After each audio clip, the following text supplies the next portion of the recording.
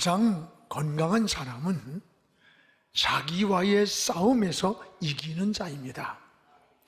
분노가 일어날 때 절제할 수 있는 사람, 억울함을 당할 때 인내하며 때를 기다릴 줄 아는 사람, 또는 절망이 올 때 절망을 극복하고 일어나는 사람, 이런 사람은 자신을 다스릴 줄 아는 강한 사람입니다. 쉽게 그런가 하면 분노하고 절망하고 또 쉽게 낙심하고 자기 감정을 절제하지 못하는 사람은 이 자기와의 싸움에서 쉽게 무너지게 됩니다. 자기 감정을 절제한다는 게 여간 어려운 게 아닙니다. 어디서나 감정이 앞서는 사람, 이런 사람은 결과에 가서 보면 꼭 손해를 보고 패자가 돼요. 여러분, 성경에 자기 감정을 절제하지 못함으로 인생이 무너진 사람들이 많이 나와요. 대표적인 사람이 가인 아니에요? 가인은 분노를 절제하지 못해서 인류의 최초 살인자가 됐습니다. 발람은 선지자인데 물욕을 절제하지 못하고 자기 백성을 죄에 빠뜨리다가 결국 자기 인생이 먼저 망하고 말았습니다. 사울은 어땠습니까? 시기, 질투, 비교, 의식으로 자기 감정 컨트롤을 못하고 있다가 다윗을 죽이려고 했어요. 그때 그 마음에 악신이 들어갔어요. 마음을 막 야려하는 거예요, 야려. 결국은 칼을 꽂아놓고 자살을 했습니다. 그런가 하면 자기 절제를 잘한 사람들이 성경에 나와요. 요셉이라든가 또는 사무엘 또는 이삭 같은 사람들, 특별히 이 노아를 보십시오. 노아는 120년간 방주를 지으면서 그 주변에 비웃음, 조롱이 왜 없었겠어요? 그런데 노아는 하나님의 약속, 하나님의 말씀 한마디를 믿고 변함없이 120년간 방주를 줬습니다. 놀라운 사실은 이 방주가 노아의 가정을 살리고 구원하는 축복의 방주가 되었다는 것을 알게 돼요. 여러분, 자동차는 경제 속도가 있고 또 배나 비행기는 순항 속도라는 게 있습니다. 이 경제 속도나 순항 속도는 기름이 가장 적게 들고 안전한 속도를 말합니다. 여러분, 인생도 마찬가지입니다. 자기 감정이나 이 욕망을 절제하는 이 조절 속도가 있어야 되는 거예요. 이런 것을 절제하지 못하고 무절제한 사람, 이건 브레이크가 파열된 것과 같은 거예요. 굉장히 위험한 겁니다. 우리 신앙생활도 마찬가지예요. 우리가 참된 신앙은 이런 무절제한 욕망, 이런 감정을 제어하는 영적인 능력이 있어야 합니다. 바로 오늘 말씀에 사도 바울이 그러했습니다. 대제사장들 또는 장로들이 바울을 죽이려고 모함을 하면서 고소를 하는 그런 내용입니다. 복음을 전하는 동안에 당하는 고난, 거짓, 모함을 다 겪으면서도 이 그리스도의 복음만을 위해서 바울은 참고 견디고 인내하고 그 절제하는 모습이 오늘 본문을 통해 나타나요. 바울은 총독 앞에서 이런 고백을 합니다. 총독 각하여, 나는 하나님을 향하여 사람을 대하여 항상 양심에 꺼리지 않게 살기를 힘씁니다. 그러면서 여기에서 두 가지, 하나님을 대하여, 사람을 대하여, 이게 뭡니까? 코람데오, 하나님 앞에서 이 신앙을 고백하는 거예요. 창세기 39장에 보면 이 요셉의 삶이 바로 이 코람데오 하나님 앞에서의 신앙 고백입니다. 보디발의 아내가 유혹을 할 때 지금 여기 당신하고 나밖에 없다, 보디발의 아내가 유혹이 하는 말이에요. 여기 지금 당신하고 나밖에 없어. 그때 요셉이 뭐라 그래요? 아닙니다, 여기 하나님이 계십니다. 여기 하나님이 여기 계십니다. 내가 하는 모든 일을 하나님 앞에서 보고 계십니다. 하나님이 나를 보고 계십니다. 이게 여러분 요셉의 신앙의 고백이에요. 이런 요셉의 앞길을 하나님이 축복을 하셨고 애굽 나라의 총리가 되기까지 그 가는 길을 형통한 길로 인도하셨습니다. 여러분, 이게 신앙의 삶이에요. 바울은 오직 하나님 앞에서의 삶이었습니다.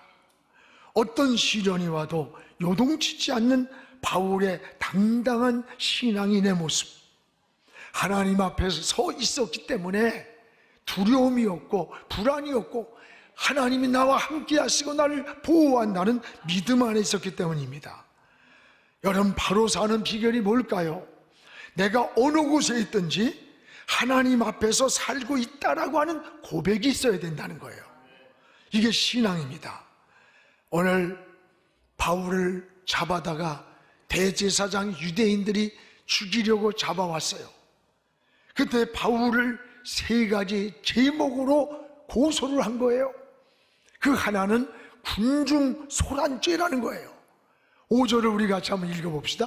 우리가 보니 이 사람은 전염병 같은 자라 천하에 흩어진 유대인을 다 소유하게 하는 자요 나사렛 이단의 우두머리라. 고소하는데 제목이 군중을 소란시켰다, 그리고 전염병 같은 자다, 천하에 흩어진 이 유대인들을 소유케 하는 자라고 이 거짓 증인을 세워서 고소를 했습니다.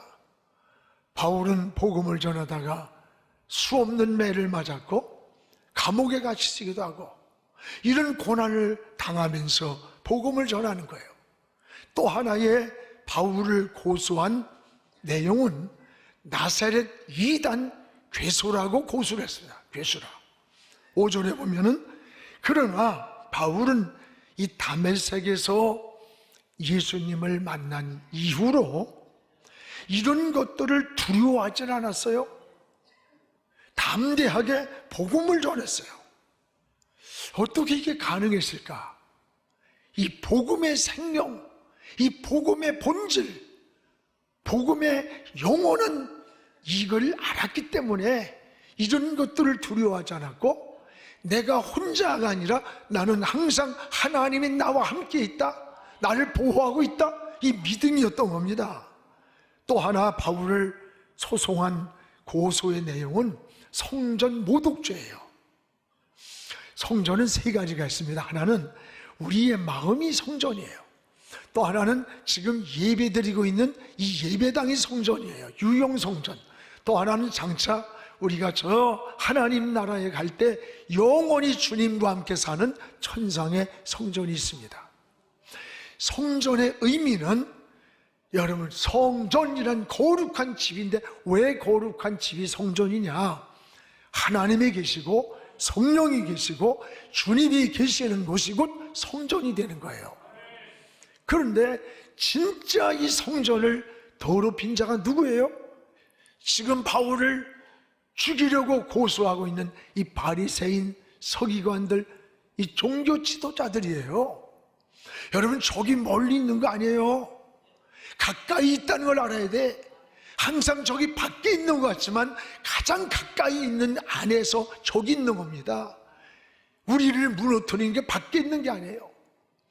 이들은 성전에서 하나님을 섬긴다고 하면서 비둘기를 팔고 돌 바꾸면서 제사를 지내러 오는 저 먼 지역에서 순례객들이 올 때 이런 재물을 가지고 올 수가 없어요. 그러니까 성전 앞에서 뜰에서 양이나 소를 돈을 받고 비싸게 파는 거야, 비싸게. 한때 예수님이 이걸 보고 그 돈 파는 그냥 들러 엎었잖아요. 이들이 성전을 더럽히는 자들이에요. 그런데 오히려 바울에게 세 가지 죄목을 씌우는 거예요. 이는 군중을 소란한 소란죄를 졌다. 나사렛 예수를 전하는 이단의 괴수다. 전염병 같은 자다. 성전을 더럽히는 자라고, 모독하는 자라고 죽이려고 오늘 고소를 하는 거예요. 여러분, 주의 일을 하다가, 때는 선한 일을 하다가 때로는 억울함을 당하고 모욕을 당하고, 참 오히려 이런 일들이 생길 때가 있어요. 이럴 때 우리 같으면 뭐라고 그랬을까? 하나님, 지금 어디 계십니까? 하나님 왜 침묵하고 있습니까? 뭐 하고 계십니까? 왜 이들을 그냥 놔둡니까? 아마 이게 우리 모습일 거예요. 분노의 마음. 성경에도 복음을 전하는데 받아들이지 않으니까 제자들 물에, 예수님, 그 많은 기적을 행하고 능력을 행했는데 하늘에서 불을 내리다가 싹 태워버리세요. 몇 놈만 딱 태우면 저것들 다 돌아옵니다. 이게 사람들의 모습이고 우리의 모습이에요. 근데 바울은 이 억울한 일, 이 누명을 쓰고도 이런 감옥을 향해 가는 재판석에 있으면서도 바울의 한 가지입니다. 내가 어떻게 하면 복음을 전할까? 지금 자기를 신문하는 총독 앞에서도 복음을 전할 기회를 놓치지 않는 거예요. 이게 바울의 신앙입니다. 복음은 예수 그리스도의 생명입니다. 복음 속에 생명이 들어있어요. 이 복음을 들어야 영혼이 사는 거예요. 우린 이 복음을 전해줘야 되는 겁니다. 오늘 사랑하는 여러분, 이 사명을 놓치지 마시기 바라요. 그래서 바울은 주님을 만난 이후에 나는 복음에 미친 자라서 미친 자, 내가 미쳐도 복음에 미친 자라는 거예요. 바울은 총독 앞에서도 당당하고 담대하게 내가 만난 예수 그리스도, 그 신앙을 고백하는 겁니다. 총독 앞에 두려워하지 않고 피 묻은 이 부활의 복음을 전했어요. 오늘 사랑하는 여러분, 이게 생명을 아는 자예요. 복음의 능력을 아는 자입니다. 오늘 재판석 앞에서도 총독 앞에서도 담대하게 피 묻은 십자가의 복음, 이 부활의 생명을 바울은 거침없이 전했던 거예요. 이 담력이 어디서 나왔을까? 두 가지. 하나는 믿음에서 나오는 겁니다. 우리 신앙은 배짱으로 사는 게 아니라 믿음으로 사는 거예요. 믿음에 설 때 담대해지는 거예요. 초대교회 성도들이 그러했습니다. 집을 뺏기면서, 직장을 뺏기면서도 죽음 앞에서도 두려워하지 않았어요. 담대했어요. 이게 바로 믿음인 겁니다. 믿음을 가질 때 담대한 사람이 되는 거예요. 또 하나는 여러분이 바로 살 때 담대해져요. 바로 살 때. 우리가 어떤 일을 하든 종로를 걷고 떳떳한 사람이 담대해지는 거예요. 바로 살지 못하면 항상 사람이 불안해요. 담대하지 못하고 뭔가 쫓기듯 해요. 사람이 뭔가 삶이 당당하지 않고 떳떳하지 않을 때 우리 삶이 약해지는 거예요. 불안해지고 담력이 없어져요. 약점이 잡히면 그 약점의 노예가 되는 거예요. 노예. 불의와 타협하고 야성을 잃고 적당히 타락해가는 길을 가는 거예요. 이 정치인들 보세요. 이 사회 보세요. 수많은 일들이 이런 일들에서 오는 겁니다. 우리 신앙도 마찬가지예요. 신앙생활도 바로 하기를 기도해야 되는 거야. 하나님 앞에 떳떳하고 담대하게 살 수 있을 때, 떳떳할 때 담대함을 주고 평안을 주는 거예요. 그래서 항상 정직하게 살기를 기도해야 합니다. 우리가 완전한 사람이 되기를 원하는 게 아니에요. 허물도 많고 실수도 많고 죄 짓는 것도 많아요. 그럼에도 불구하고 깨달을 때마다 하나님 앞에 무릎 꿇고 하나님 잘못 살았습니다, 용서해 주세요, 하나님의 보좌 앞에 나갈 때 그게 정직하고 담대한 자가 되는 거예요. 오늘 사도 바울의 이 담력은 믿음에서 온 거예요. 하나님이 나와 함께하는, 그래서 는 하나님과 사람 앞에서 양심이 꺼리지 않기를 힘쓴다는 고백을 한 겁니다. 사랑하는 여러분, 또한 바울은 예수 그리스도의 이 복음, 부활의 복음을 전했어요. 복음만을 오직 하나님께 향한 소망을 나도 가졌는데, 그 소망이 뭐냐? 부활이 있으리라. 내가 하나님을 향한 소망인데 그 소망이 부활의 소망이라는 거예요. 다시 사는 소망, 생명의 소망, 일어나는 소망을 하나님이 주셨다는 거예요. 그렇습니다. 바울은 내가 어느 환경에 있든지 거침없이 부활을 전했습니다. 총독 앞에서도 부활을 전했고, 사도행전 26장 24절인가 보면은 아그리빠 왕 앞에서도 부활의 복음을 그에게, 내가 믿는 이 부활의 예수 그리스도를 전할 때 아그리빠 왕이 뭐라 그래요? 야, 네가 너무 많은 지식이 너를 미치게 했다 해서 미치겠다. 왜? 바울은 당시에 가마리엘 문화생이에요. 오늘날 하버드 출신입니다. 여러분, 그는 유대 학자예요. 율법 학자예요. 대단한 지구이로 왕이 바울을 알 정도의 신분이었다는 거예요. 그 아그리빠 왕이 내가 지식이 너를 미치게 했다 할 때 난 미친 게 아닙니다. 예수 그리스도의 생명을 깨달았고 예수를 만나고 부활의 소망을 알았다는 거예요.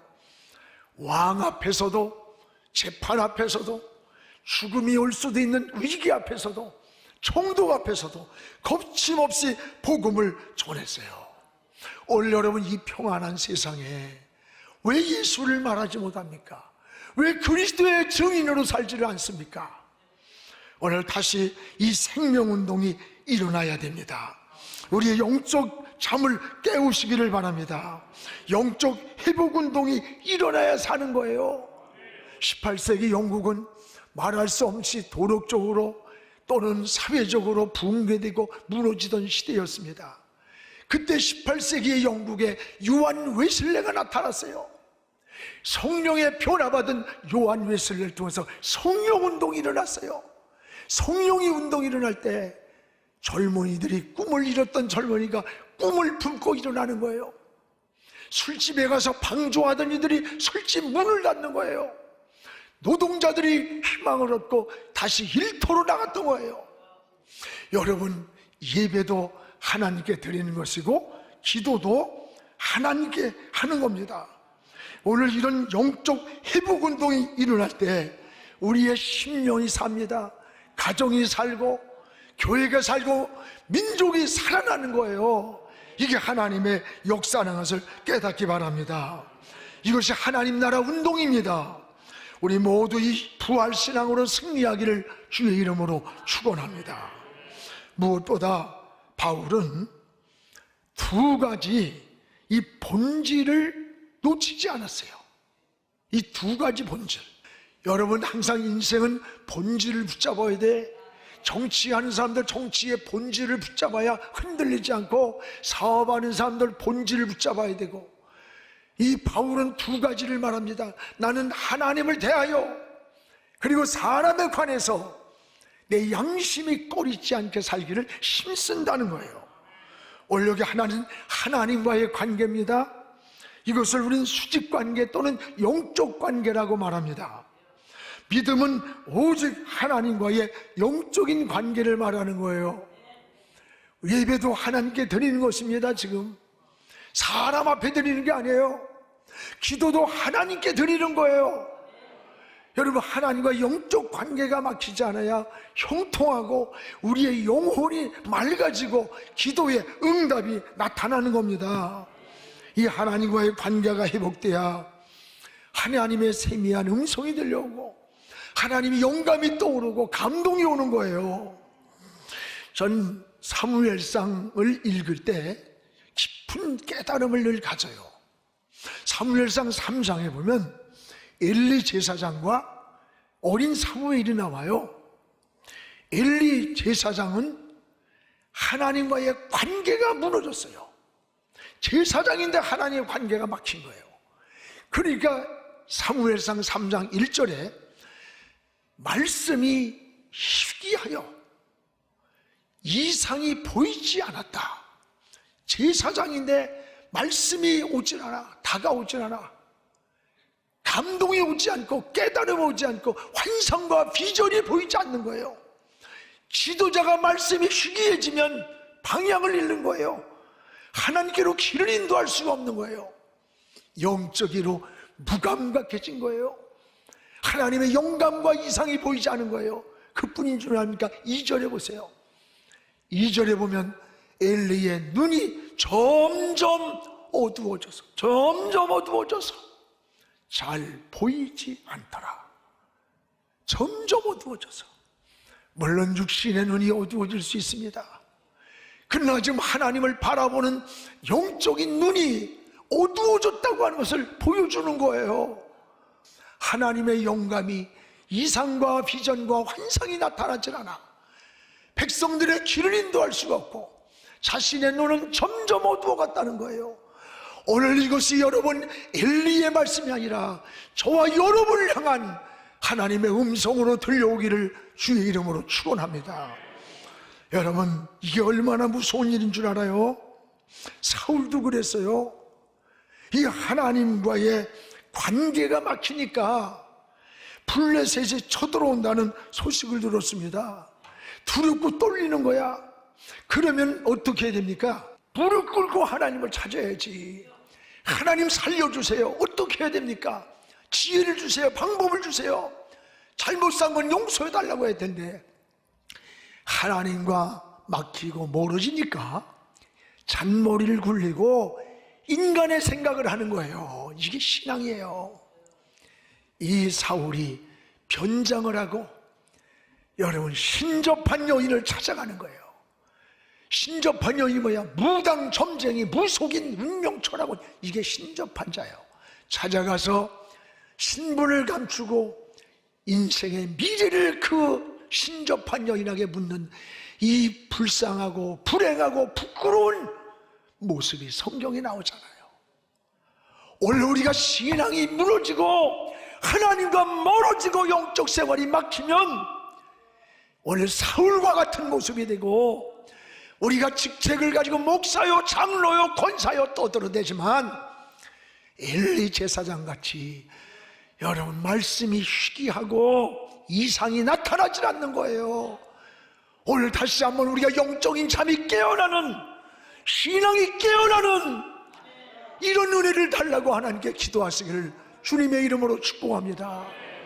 오늘 그런가 하면은 사무엘상 3장 3절에서 4절에 보세요. 법궤 옆에서 잠을 자던 어린 사무엘이 나타나요. 법궤 옆에서란 말이에요. 하나님을 떠나지 않고 어려서부터 성전에서 자랐습니다. 믿음으로 자랐습니다. 하나님 곁에서 자란 게 사무엘이에요. 제사장의 엘리도 들려오지 않는 하나님의 음성이 이 어린 사무엘에게 3번씩 들려왔어요. 3번을 부를 때 엘리가 깨달았어요. 자신에게도 들려오지 않던 이 이상과 이 하나님의 음성이 어린 사무엘에게 들려오는 것을 듣고, 여러분, 하나님이 들려오는 음성이다. 놀라운 일입니다. 여러분 자녀들을 어떻게 키웁니까? 법궤 옆에서 키우세요. 하나님과 같이 있게 하세요. 믿음으로 키우고 신앙으로 키우고 성전에서 키우는 삶이 어려서부터 돼야 하나님이 그를 축복하고 훗날에 여러분 한 시대의 역사를 움직인 선지자 사무엘이 된 거 아닙니까? 제사장도 듣지 못한 음성을 어린 사무엘이 들었던 거예요. 사랑하는 여러분, 오늘 우리가 하나님과 영적 관계가 잘 맺고 살기를 주님의 이름으로 축원합니다. 또 하나, 바울은 사람과의 관계입니다. 이것은 하나님과의 관계를 수직 영적이라면 사람과의 관계는 수평적 관계라고 말해요. 근데 사람과 사람이 살면서 사람과의 관계가 얼마나 중요한 줄 알아요? 이 사람과의 관계가 뒤틀리면요, 그걸보다도 고통이 없습니다. 참, 부부간에도 이게 여러분 관계가 뒤틀려 보세요. 이게 가족에서나 직장에서나 학교에서나 사업에서 이것보다도 힘든 게 없는 거예요. 오늘 사랑 관계를 잘 맺어야 돼요. 그런데 그리스도인들이 착각을 하는 게 있어요. 나는 하나님만 잘 믿으면 돼. 하나님이 인정하고 하나님 사랑받고 하나님만 잘 섬기면 된대. 아닙니다. 성경에 어디 그런 데가 있어요? 그건 잘못된 이기적인 신앙이에요. 그런 사람은 독선적이고 더 무서운 이 사회에 손가락질 받는 사람이 되는 거예요. 지금은 선교 헌금 시간입니다. 이 예배를 통해 삶 가운데 은혜와 회복이 충만하시길 간절히 기도합니다.